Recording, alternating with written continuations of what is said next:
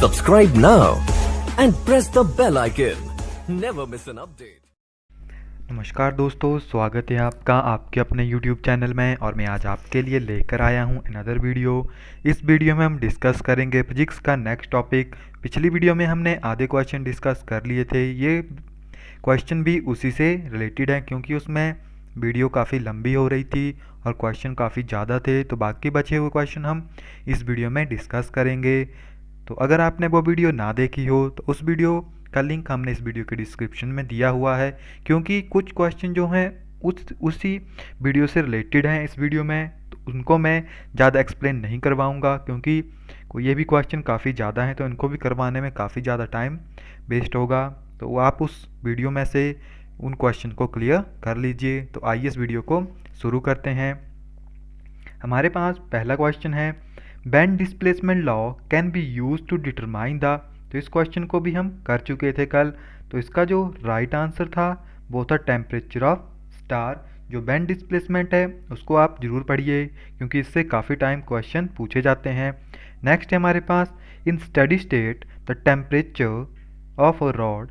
जो steady state है, steady state यानी प्रॉपर एक पैटर्न में होती है the temperature of the rod. तो उसमें जो मान लीजिए एक रॉड है तो उसका टेम्परेचर किसके अकॉर्डिंग होगा। हमारे पास ऑप्शंस हैं, increases with time, decreases with time, या does not changes with time, is same at every point of the rod, does not change with time but it is different in every point. तो जो steady state होती है उसमें अगर आप देखोगे तो टेम्परेचर जो है वो चेंज नहीं करता, बट वो डिफरेंट पॉइंट के ऊपर डिफरेंट होगा। तो इसका जो राइट आंसर है वो है option number D, does not changes with time but it is different with the at a different points, कि वो टाइम के अनुसार चेंज नहीं होता मगर हर एक पॉइंट के ऊपर वो डिफरेंट होगा। नेक्स्ट है हमारे पास, the most appropriate material for a cooking pot is the one having. कि आपको एक कुकिंग पॉट बनाना है तो कौन सा मटेरियल आपको यूज़ करना पड़ेगा। तो जो आप कुकिंग मटेरियल यूज़ करते हैं आपको वो ऐसा चाहिए जो कि अपने अंदर ज़्यादा से ज़्यादा हीट स्टोर कर सके, जिससे कि जब आप उसमें कुछ डालोगे तो वो उस सब्सटेंस से हीट को गेन कर सके ईजिली, और अधिक जो है ईजिली आपकी गैस भी बच सके और वो सब्सटेंस ईजिली, अगर पानी गर्म कर रहे हो तो पानी ईजिली गर्म हो जाए, अगर आप फूड बना रहे हो तो फूड आपका जल्दी बन जाए। इट मीन कि उसकी जो एरिया होगा स्मॉल का, उसकी कैपेसिटी ज़्यादा होनी चाहिए उसके अंदर एनर्जी स्टोर करने की। इट मीन कि उसकी स्पेसिफिक हीट ज़्यादा होनी चाहिए, एंड उसकी जो कंडक्टिविटी है, इट मीन कि कंडक्टिविटी उसकी लो होनी चाहिए ताकि वो इजी जो है एटमॉस्फेयर के साथ जो है अपनी एनर्जी को ना दे सके। तो इसका जो राइट आंसर है आपके पास वो है ऑप्शन नंबर ए, कि उसकी हाई स्पेसिफिक हीट होनी चाहिए एंड लो कंडक्टिविटी होनी चाहिए। नेक्स्ट है हमारे पास, a ball is made of two equally thick layer A and B of different material, the thermal conductivity of A is twice than B. कि हमारे पास दो लेयर्स हैं ए एंड बी और उनकी जो कंडक्टिविटी है थर्मल कंडक्टिविटी ए की ट्वाइस है बी से। In steady state the temperature different across in the wall. अब ये स्टडी स्टेट में है, इट मीन कि हर एक पोजीशन के ऊपर टेम्परेचर डिफरेंट होगा। तो हमें निकालना है कि the temperature difference between layer A will be, कि ए की लेयर जो है उसमें टेम्परेचर कितना होगा। तो जब हम टेम्परेचर डिफरेंस निकालते हैं तो हम यूज़ करते हैं इस फार्मूले को, एल। यहाँ पे हमने T1 लिखा है क्योंकि ये हमारे पास जब A एंड B है दो टेम्परेचर, तो ये फर्स्ट का हमारे पास यहाँ पे आ गया। तो जो और सेकंड के लिए हम डेल्टा T2 लिखेंगे यहाँ पे। बाकी जो है फॉर्मूला एज इट इज़ ही लिखना है सारा का सारा। तो अगर आप इस फार्मूले को देखोगे, रीअरेंज करोगे, तो आपके पास जो टर्म बनती है वो बनती है delta T1 upon delta T2 is equal to 2। आपके पास ये कुछ टर्म यहाँ पे बन जाएगी। तो जब आप इसमें अगर T2 को देखोगे तो T2 जो है आपके पास सेकंड है और आपको बताया गया है कि ये टर्म जो है ट्वाइस है। तो यहाँ पे आपके पास डेल्टा T1 अपॉन 36 जो है टेम्परेचर है डिफरेंस है वॉल्स का, minus delta T2 is equal to 1/2। 2 ये यहाँ पर आपके पास आ जाएगा। तो जब आप इस वैल्यू को रीअरेंज करोगे तो ये आपके पास आंसर जो बनेगा वो बनेगा 12 डिग्री सेल्सियस। गाइस मैंने इसको थोड़ा फास्ट करवाया है क्योंकि वीडियो काफ़ी लंबी होगी ये भी। तो इसका जो राइट आंसर आपके पास आएगा 12। इसमें सिर्फ एक ही फार्मूला हमने यूज़ किया है, वो है आपके पास 2k delta T A upon L. इन दोनों को हमने कंपेयर किया है इज इक्वल टू 2। यहाँ पे 2 इसलिए लिखा गया है क्योंकि हमें गिवन है कि जो ए है उसका जो है वो 2 गुना टेम्परेचर है, इसलिए हमने यहाँ पे 2 लिखा हुआ है। यानी जो थर्मल कंडक्टिविटी है वो इसकी 2 है, तो थर्मल कंडक्टिविटी का यही फार्मूला हमारे पास होता है। तो इसको इक्वल टू करके हमने सेम लिखा, जो इक्वल टर्म थी यानी सारी की टर्म कैंसिल हो गई। यहाँ पे एल भी कैंसिल हो जाएगा, एरिया भी एरिया जो है वो भी कैंसिल हो गया। आपके पास सिर्फ T1 T2 बचा था आपके पास, तो आपके पास सीधा आ गया था delta T1 upon delta T2। यहाँ पे आपके पास डायरेक्ट ये टर्म आ गई और इक्वल टू के साथ के कैंसिल हो गया था, आपके पास यहाँ पे 2 ही बचा था। तो नेक्स्ट क्वेश्चन है हमारे पास, a body cool from 60 degree Celsius to 50 Celsius in 10 minutes if the room temperature is 25 and assume Newton law of cooling to hold good and temperature of the body at the end of the next 10 minute will be। तो हमें निकालना है कि जो last के 10 minute होंगे उसमें उसका कितना टेम्परेचर होगा। तो ऐसा क्वेश्चन हम सेम पहले ही कर चुके हैं, तो आप पिछली वीडियो को जाके देख लीजिए, आपको ये वहाँ पे मिल जाएगा। तो इस क्वेश्चन का जो राइट आंसर आपके पास होगा वो होगा सी 42.85 जो है इसका आपके पास राइट आंसर होगा। नेक्स्ट क्वेश्चन है हमारे पास, the maximum wavelength of radiation emitted at 200 Kelvin is 4 μm. What will be the maximum wavelength of radiation emitted at 2400 K? तो हमें यहाँ पे दिया गया है कि जो रेडिएशन है वो एमिट हो रही है, इतनी रेडिएशन की एमिटेड जो है वो 2000 K जो है एमिट हो रहा है is 4 μm। But will be the maximum wavelength, हमें मैक्सिमम वेवलेंथ निकालनी है। यहाँ पे वेवलेंथ इतनी है, यहाँ पे वेवलेंथ कितनी होगी? तो हमारे पास जो वैन डिस्प्लेसमेंट है उससे आप इजीली निकाल सकते हो, क्योंकि वैन डिस्प्लेसमेंट आपके पास होती है lambda M is inversely proportional to 1/T, यानी lambda M T is equal to constant. It mean values की कॉन्स्टेंट आती है। तो आपके पास यहाँ पे हो जाएगा lambda m1 T1 is equal to lambda m2 T2। तो यहाँ पे आपके पास सारी की सारी वैल्यू गिवन है, आपको निकालना है लैम्डा m2। तो ये आपके पास आ जाएगा lambda m1 T1 upon T2, ये इस तरह से आपके पास आ जाएगा। तो यहाँ पे आप इनकी वैल्यूज़ डाल दीजिए। तो यहाँ पे हमारे पास वैल्यूज़ है, फर्स्ट है 4 यानी वेवलेंथ 2000 डिवाइडेड बाई 2400।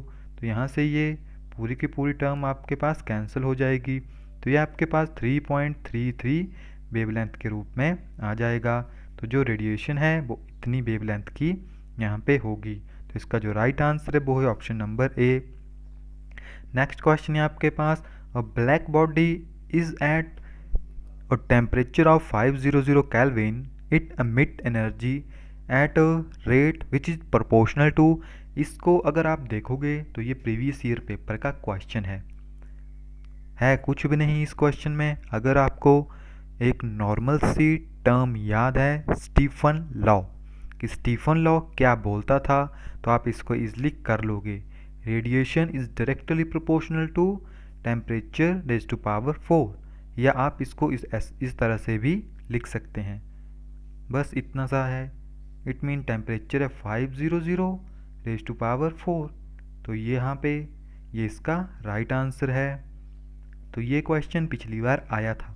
नेक्स्ट है हमारे पास, a perfect black body emit radiation at temperature T1 Kelvin if it is to radiated 16 time this power its temperature T2 will be, कि हमारे पास एक ब्लैक बॉडी है जो कि रेडिएशन एमिट कर रही है। हमें पता है कि ब्लैक बॉडी परफेक्टली रेडिएशन को एमिट करती है। तो यहाँ पे हमारे पास एक फार्मूला था जो हमने अभी पीछे किया था, कितनी रेडिएशन जो है एमिट होगी, तो ये फार्मूला आ गया। यानी इसको आप इस तरह से भी लिख सकते हो, E is equal to T⁴। आप T1 मान लीजिए इसको, आप इसको E1 मान लीजिए। अब नेक्स्ट क्या है कि if it is radiated 16 time power, अब ये एमिशन कर रहा है 16 टाइम मोर, यानी 16E। कब? जब उसका टेम्परेचर है आपके पास T2। अब T2 हमें गिवन नहीं है, T1 जो है, तो हम इन दोनों को इक्वेशन को यहाँ पे कंपेयर करेंगे। तो आइए इनको कंपेयर करते हैं। तो हमारे पास जो इक्वेशन बन गई यहाँ पे E/16E, चाहे आप इसे E1 लिख लीजिए, E2 लिख लीजिए, इक्वल टू T1/T2। ये दोनों तो इक्वल हैं एक दूसरे के साथ।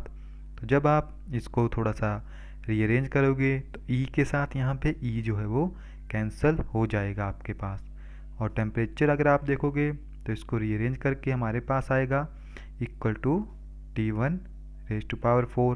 यहाँ पे भी 4 है, 4 को आप कैंसिल भी कर सकते हो, यानी 16T1। तो यहाँ पे जो राइट आंसर है वो है आपके पास D। नेक्स्ट हमारे पास according to Wien's displacement law. अब ये लॉ आपके पास था क्या? ये लॉ था आपके पास delta M is inversely proportional to 1/T। इसको आप इस तरह से भी लिख सकते थे, इक्वल टू कांस्टेंट। तो जो यहाँ पे अगर आप ऑप्शंस देखोगे, ये भी राइट है, ये भी राइट है, ये किसी भी तरह से राइट नहीं है। ये डी ऑप्शन बोलता है ओनली सी इज़ फॉल्स, तो डी जो है इसका राइट है। तो यहाँ पे जो डी ऑप्शन होगा वो इसका राइट होगा। नेक्स्ट क्वेश्चन है हमारे पास, a mode of transfer of heat from one place to another place are conduction, convention and radiation. Which of the following is the fastest mode of transfer of heat, कि सबसे ज़्यादा fastest mode क्या है heat को transfer करने का। तो ये मैं पहले ही बता चुका हूँ कि जो रेडिएशन है वो सबसे ज़्यादा फास्टेस्ट मोड है किसी भी हीट को ट्रांसफ़र करने का। नेक्स्ट है हमारे पास thermal conductivity of brass, aluminium, copper and silver. हमें इनकी थर्मल कंडक्टिविटी यहाँ पे गिवन है। Which of the following is the best conductor of heat, तो हमें बताना है कि सबसे ज़्यादा बेस्ट कंडक्टर कौन सा है हीट का। तो जो जितना ज़्यादा थर्मल कंडक्टिविटी, इट मीन कितना ज़्यादा हीट जो है ले सकता है, ट्रांसफ़र कर सकता है, इट मीन जितनी ज़्यादा उसकी थर्मल कंडक्टिविटी होगी वो उतना ही अच्छा जो है कंडक्टर होगा। तो यहाँ पे मैक्सिमम जो है सिल्वर की है, तो राइट आंसर जो है आपके पास यहाँ पे सिल्वर होगा। नेक्स्ट क्वेश्चन है हमारे पास, for an ideal conductor of heat the value of thermal conductivity is, कि हमारे पास अगर कोई आइडियल कंडक्टर है तो उसकी थर्मल कंडक्टिविटी कितनी होगी। तो आइडियल कंडक्टर की थर्मल कंडक्टिविटी हमारे पास इनफाइनाइट होती है, वो कितनी भी हीट को एब्जॉर्ब कर सकता है। तो राइट आंसर इज इन्फिनिटी, और वो हीट को ट्रांसफ़र भी कर सकता है ईजी वे में। नेक्स्ट है हमारे पास, for an ideal bad conductor of heat the value of thermal conductivity, अगर वो बैड कंडक्टर है तो उसमें क्या होगा, अगर वो बैड कंडक्टर है तो उसकी होगी आपके पास 0। तो इसका जो राइट आंसर है आपके पास वो है बी। नेक्स्ट है हमारे पास, liquid and gases are heated by the process. ये क्वेश्चन आया था एग्ज़ाम में 2016 में, यानी वेरी इंपॉर्टेंट। इसी टाइप के क्वेश्चन पूछे जाते हैं नॉर्मल से। अगर आपका बेसिक क्लियर तो आप इजीली इन क्वेश्चंस को कर सकते हो। अब लिक्विड एंड गैसेस को किया जाता है कन्वेंशन के थ्रू, ये मैं आपको पिछली वीडियो में बता चुका हूँ। आप वहाँ पर इन कंसेप्ट को क्लियर कर सकते हैं। तो right answer is B. Next हमारे पास, hot water is placed in 2 buckets A and B and temperature of the water is A bucket is 40 degrees Celsius and temperature of B is 70. The room temperature is 30. यहाँ पे हमारे पास कुछ terms given है कि 2 buckets हैं हमारे पास। जो first bucket है उसका टेम्परेचर 40 है एंड जो बी बकेट है आपके पास उसका टेम्परेचर जो आपके पास वो 60 है। यानी इसका आप 40 मान लीजिए, इसका आप 70 मान लीजिए, रूम टेम्परेचर 30। तो जब अब यहाँ पे ऑप्शन से हमारे पास water A in bucket A cool faster than water is bucket B, कि जो ए में है वो जल्दी ठंडा होगा एज कम्पेयर टू बी, ये गलत है। Water in both the bucket cool down with same rate, ये भी गलत है। Water in bucket A cooler slow than water of bucket B, ये राइट है। क्योंकि अगर आप यहाँ पे देखोगे तो 40 और 30 में टेम्परेचर डिफरेंस काफ़ी कम है।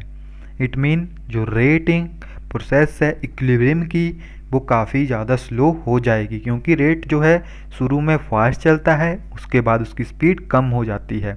यहाँ पे आपके पास 70 है as compare to room temperature, काफ़ी ज़्यादा है, इस साइड कंसंट्रेशन ज़्यादा है, तो रिएक्शन जो है काफ़ी ज़्यादा फास्ट होगा इस साइड को, ताकि वो टेम्परेचर मेंटेन कर सके। यहाँ पे काफ़ी स्लो होगा क्योंकि ऑब्वियसली ये बराबर हो चुके हैं। तो इसका जो राइट आंसर है वो है ऑप्शन नंबर सी। नेक्स्ट हमारे पास read the passage and answer the following questions. तो यहाँ पे पैसेज है और tea pot is placed of glazed white china and black paint. हमारे पास एक पॉट है जो कि बना हुआ है एक वाइट चाइना ग्लास से है उसके साथ एंड उसे पेंट किया गया है ब्लैक के साथ। The tea pot is heated in furnace and then taken to a dark room. उसे हमने हीट किया और डार्क रूम में लेके गए, तो क्या इफ़ेक्ट होगा। हमारे पास क्वेश्चन है which portion of the pot absorb more heat. अब जो डार्क पोर्शन होगा वो मोर हीट एब्जॉर्ब करेगा, शाइनी पोर्शन कम करेगा। तो यहाँ पे जो ऑप्शन देखोगे आप, तो ऑप्शन नंबर 1 जो है आपके पास, यानी ब्लैक पेंट जो है वो ज़्यादा यहाँ पे हीट एब्जॉर्ब करेगा, क्योंकि जो ब्लैक है इट मीन वो कोई भी रेडिएशन एमिट नहीं कर रहा है। नेक्स्ट है हमारे पास which portion of the pot appear brighter. अब ब्राइटर कौन होगा, अब ब्राइटर आपके पास वो ही होगा जो ज़्यादा हीट को एब्जॉर्ब करेगा, यानी ब्लैक पेंट। ब्लैक पेंट जो है यहाँ पे ज़्यादा ब्राइटर होगा एज कम्पेयर टू वाइट। तो इसका भी राइट आंसर आपके पास ब्लैक पेंट ही होगा। नेक्स्ट क्वेश्चन है हमारे पास green house effect is due to. तो ग्रीन हाउस सभी को पता है कि जब जो ग्लोबल वार्मिंग होती है, अर्थ का टेम्परेचर बढ़ता है, that is called green house effect. जो रेडिएशन है वो ट्रैप हो जाती है। तो कौन सी गैसेस जो है वो हीट प्रोड्यूस करती है, जो गैसेस हीट प्रोड्यूस करती है वो ही ग्रीन हाउस इफेक्ट का कारण होगी, यानी इंफ्रारेड। तो ये इसका राइट आंसर है। नेक्स्ट है हमारे पास 3 object colour black grey and white can withstand hostile condition up to 300 Kelvin Celsius. These objects are thrown into a furnace. हमारे पास 4 कलर के या 3 कलर के सब्सटेंस हैं, उन्हें टेम्परेचर के ऊपर रखा गया है 3000, यानी वो 3000 टेम्परेचर को सह सकते हैं। तो जब हमने उन्हें फर्नेस के अंदर रखा और उसका टेम्परेचर 2500 डिग्री सेल्सियस है, तो कौन सा ऑब्जेक्ट सबसे ज़्यादा ग्लो होगा। तो ये पहले ही मैं आपको बता चुका हूँ कि जो सब्सटेंस जितनी एनर्जी एब्जॉर्ब करता है वो सब्सटेंस उतना ही ज़्यादा ग्लो होता है। तो black substance maximum energy observe करेगा, तो वो ही सबसे ज़्यादा ग्लो होगा। तो गाइस इस वीडियो में इतने ही क्वेश्चन हैं। इसके साथ हमने ये पूरा जो चैप्टर है यहीं पे कवर कर लिया है। नेक्स्ट वीडियो में हम आपके लिए नेक्स्ट क्वेश्चंस लेके आएंगे। आई होप आपको वीडियो अच्छी लगी होगी। वीडियो को लाइक एंड शेयर जरूर कीजिए और कमेंट करके ज़रूर बताएं कि आपको वीडियो कैसी लगी। तब तक के लिए thank you, have a nice day.